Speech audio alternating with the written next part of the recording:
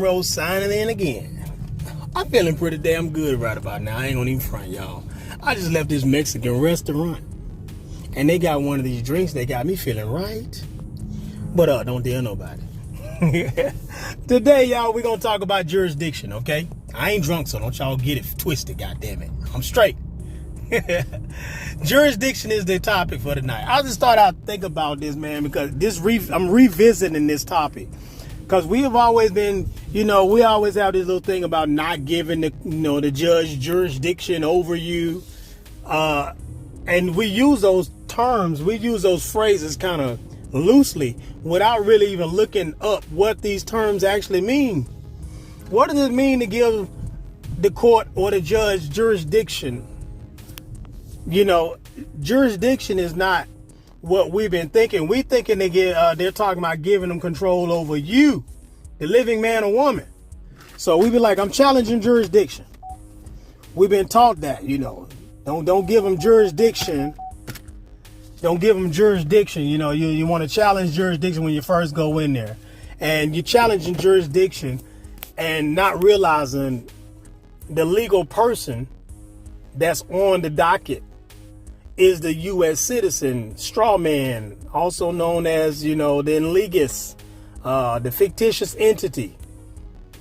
And no, they don't have jurisdiction over you, per se, the living man, but they do have jurisdiction over the U.S. person. That's why they try to railroad you and say, I do have jurisdiction. I have jurisdiction. And they try to proceed. But the thing is, you don't have on the record who you are in relation to the straw man, because you're subconsciously thinking that that they have authority over, they're presuming to have authority over you, the living man, only because subconsciously you're thinking that they're thinking that you are the name that's on the docket, and the name that's on the docket, which is the straw man, the enlegus, the Sesticate Trust, whatever you want to call it, the fictitious entity that's on the name in all caps. You're thinking that they're trying to, well, actually they are trying to get control over you by trying to create a body attachment with you in the name. But you have to have, it's your job to have on the record something on the record proving. We're talking about evidence is what wins cases now. Proving that you and that name that's on their docket are not one and the same. Okay? Because they're presuming that you're one and the same. So you're challenging jurisdiction, thinking that like you don't want them to have control, you don't want them to have power to preside over the court case. They have power to preside over the court case. Now, let's go forward. I'm going to show you how. Let's start by looking up the name of the definition of the term jurisdiction. Okay, here's Black's Law Dictionary, 1933 version. Let's start right here, okay? The government's power to exercise authority over all persons and things within its territory. A state's power to create interests that will be recognized under common law principles as valid in other states. New Jersey's jurisdiction cases, U.S. Cases states. Let's see. A court's power to decide a case or issue a decree. So if they don't have power, okay, I'm gonna keep reading the definition and then I'm gonna take off. Okay. A constitutional grant of a federal question jurisdiction, also termed in sense competent jurisdiction in both senses. I'm gonna go on down some more. Let me see. Here we go. You can't see this down here at the bottom, but I'm gonna read it anyway. A geographical area within a political or juridical authority may be exercised. The accused fled to another jurisdiction. Okay, that was the number 3 definition. Number 4 says a political or judicial subdivision within such an area. Other jurisdictions have decided the issue difficultly. differently. Sorry about that.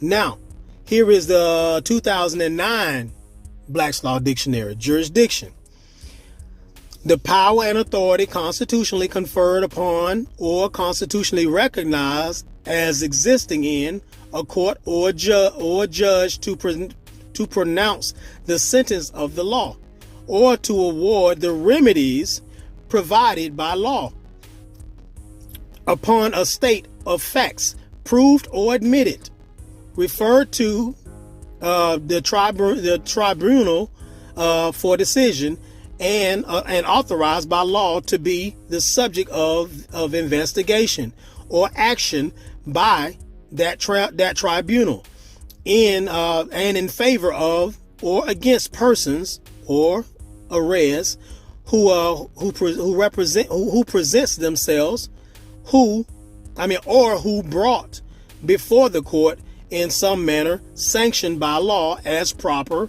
and efficient. Okay, I'm going to stop right there. I'm going to let y'all look that up and see that on your own. Look that up at your leisure. But it's basically talking about. Let's just use this for example. Georgia and Alabama are two completely different jurisdictions. A judge in Alabama cannot preside over a case that's in Georgia because they don't have jurisdiction. They won't have power to preside over that case because they're not able to authorize to exercise any power there.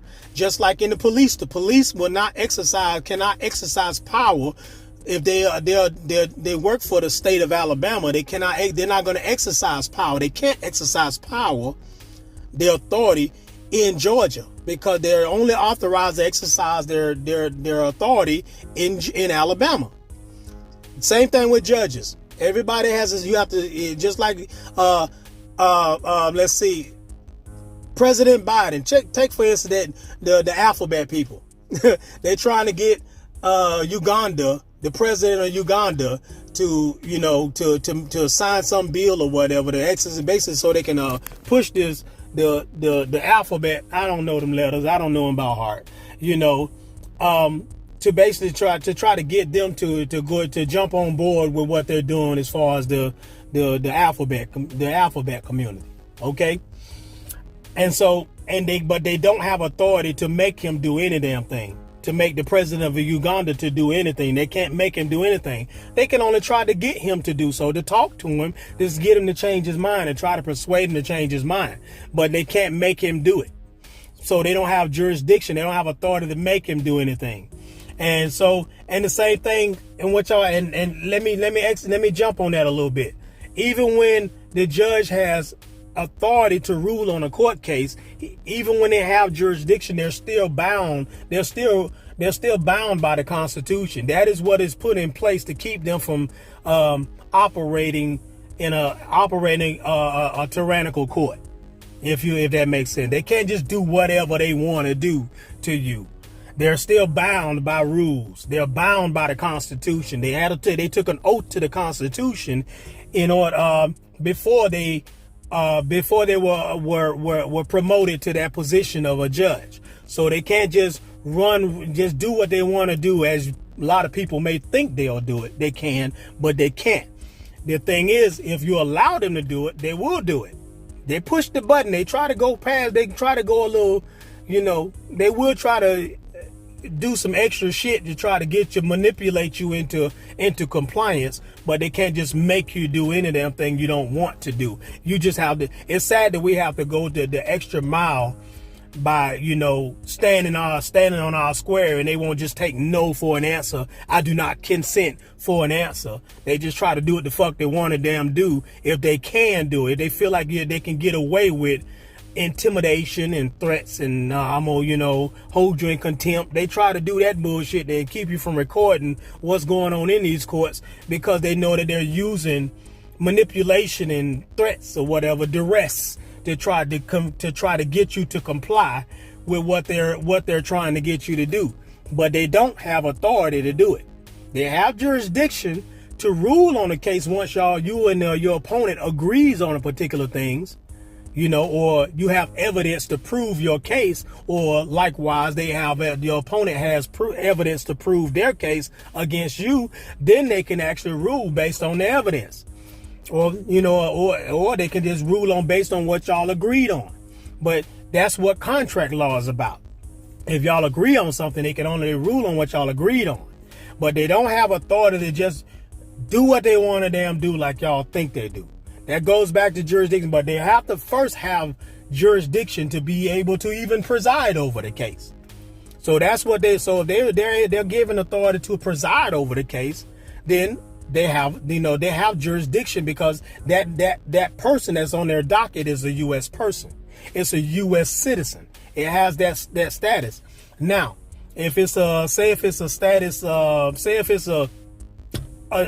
someone that's from Uganda, or where we gonna play with Uganda, a citizen of Uganda, and they come here to America and they break the law, or there's somebody try to drag them in court, they're not gonna be able to see that case. They're gonna send their ass back to Uganda, where they can deal with them there, unless they injure somebody or break a law here.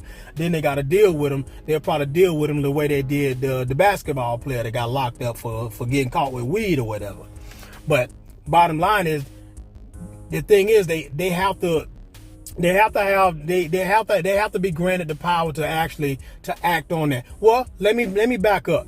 Somebody in Uganda that breaks a law here in the United States of America can still be tried because they broke a law in this jurisdiction. But we can't go over, our judges can't go over there and try to rule on something that happened over there, because they don't have jurisdiction to exercise power over there.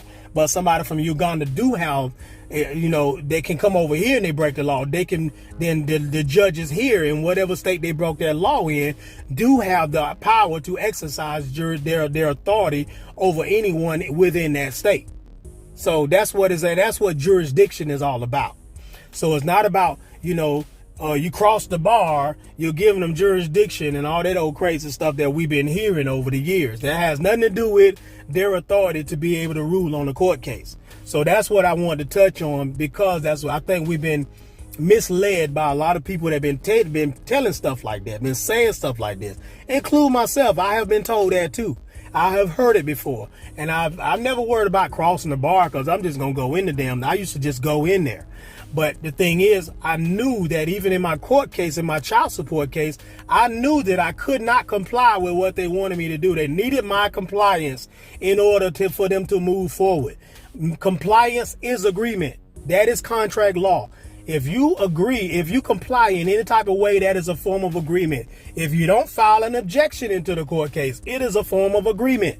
Agreement is contract law. Acquiescence is agreement. If you don't say shit, you don't do shit, you just go along with it, you bend over and take it, you agreed. And yes, they may use intimidation and threats or whatever type of, whatever manipulation to make you think that this is law and this is just the way it is, and you just go along with it with no objection. You unknowingly agreed to a contract, and all they're doing is ruling on what you agreed to. So that's what they have authority to do, is rule on what both parties agree to, or what one party has proven by way of evidence. Their side to persuade the judge to rule in their favor. That's how that goes. So don't ever think that jurisdiction is all about, don't give them jurisdiction. And nothing wrong with giving them having jurisdiction. They already got jurisdiction. It's all about making sure you have the right, you have yourself positioned properly in that court, so they won't be creating body attachments with you in that name that's on the docket. That's one of the reasons why I would tell people to register the name back in the days, because you create a separation between you and that name. Creating a trust would also do the same thing, because you're creating a separation. You're a separation between the living man and the actual the ens legis, or the straw man, or sesticate trust, whatever you want to call it. You're creating a separation. And when you do those things, that's how you keep yourself from protected. You're not giving the judge jurisdiction over you, the living man, but they already have jurisdiction over that person. You just got to make sure you're not connected to that person. All right? All right, I'm going to get on out of here. I'm long-winded. I'm going to get on out of here because I got stuff to do, y'all. Make sure you like and subscribe if you haven't already done so. And we will catch y'all on the next one. M. Rose signing out.